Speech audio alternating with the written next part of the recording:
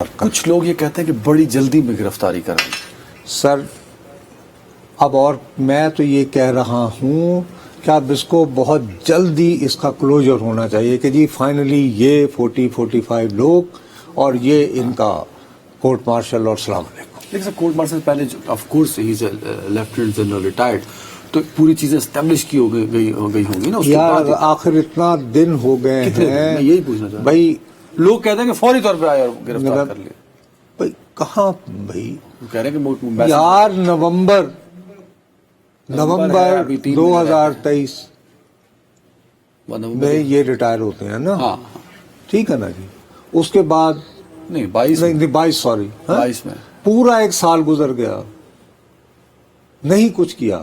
اور اس کی اگین وجہ سامنے آتی ہے کہ اگر فرض کرے کہ انہیں آج سے 6 مہینے پہلے نہیں بلکہ یوں سمجھیں کہ جیسے ہی آرمی کمانڈ تبدیل ہوئی ہے, فرض کریں 3 یا 4 مہینے بعد ان کو گرفتار کر لیا جاتا تو لوگ سمجھتے کہ جی چونکہ ان کی آپس میں نہیں تھی تو ایک وینڈکٹیو ذاتی اور نئی قیادت جو ہے انہوں نے فرض کیا ہوگا کہ یار یہ ہی لاس دی گیم تو ہی وڈ بی انجوائنگ لائف, اپنی ریٹائرمنٹ میں جو ہوا سو ہوا اور آگے بڑھیں گے. اب تو ساری باتیں جو آ رہی ہیں وہ یہ کہ پوسٹ ریٹائرمنٹ کے بعد وہ کانسٹنٹلی وہ یعنی کہ اپنے مشن پہ جاری تھے ان کا الزام کے مطابق. اور اگر اس کے لیے اگر لوگ جو ہیں سو یہ فوری والا کام نہیں ہے, باقاعدہ ثبوتوں کو اکٹھا کر کے 5-6 مہینے لگائے گئے ہیں. دیکھو نا یار ایک آسان بات نہیں ہوتی ہے کہ ایک ایسا شخص جس کے ساتھ آپ کی ذاتی رائیولری کی ایک ہسٹری بھی رہی ہو, آپ ایک دم اقتدار اپنا سنبھالتے ہی ان کو گرفتار کر لیں. ایسے نہیں ہوتا بھیا, ایسے نہیں ہوتا. After all you have to keep in mind وہ جو اسٹرکچر ہوتا ہے آپ کو اپنے ادارے کا کہ یار یہ ایک یونٹی آف کمانڈ والا اسٹرکچر ہے اور یہاں پہ نہیں ہوتا. میری بات ٹھیک ہے. ایک پوائنٹ کیونکہ جنرل ریٹائر فیض اس وقت بھی ڈی جی ISI تھے جب وہ چینج آف کمانڈ ہو رہا تھا ادھر کابل میں. جی جی. امریکہ والے بھاگ رہے تھے جہازوں پہ اور طالبان ٹیک اوور کر رہے تھے تو وہ بہت بڑا اس ریجن میں میرا اپنا یہ خیال ہے کہ وہ سچی بات ہے کہ وہ ill advised ان کا وزٹ تھا کہ everything will be okay. Everything wasn't okay. Americans یوں کر رہے تھے.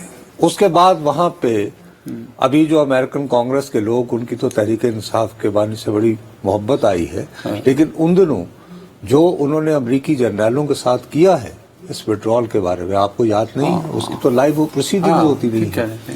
میرا اپنا یہ خیال ہے کہ جنرل فیض صاحب کا جو افغانستان کے حوالے سے کنڈکٹ تھا, افغانستان کے حوالے سے اس نے یعنی پاکستان کو مشکل میں ڈالا ہے.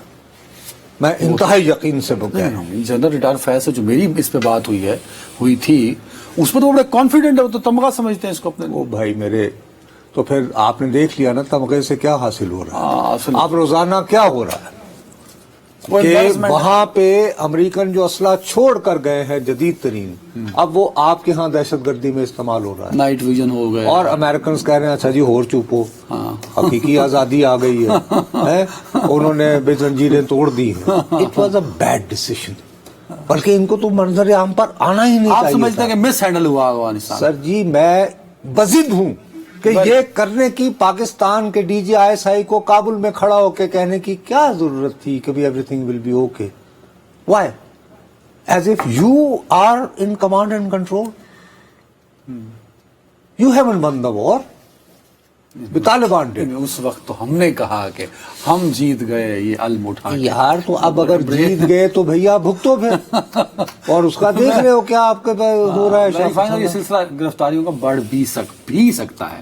خدشے کا اظہار ہے, کوئی کنفرمیشن نہیں, ہم خدشے کا اظہار کر رہے ہیں. مجھے کافی جی یقین ہے کہ یہ بڑھے گی تعداد. اللہ بھلا کرے.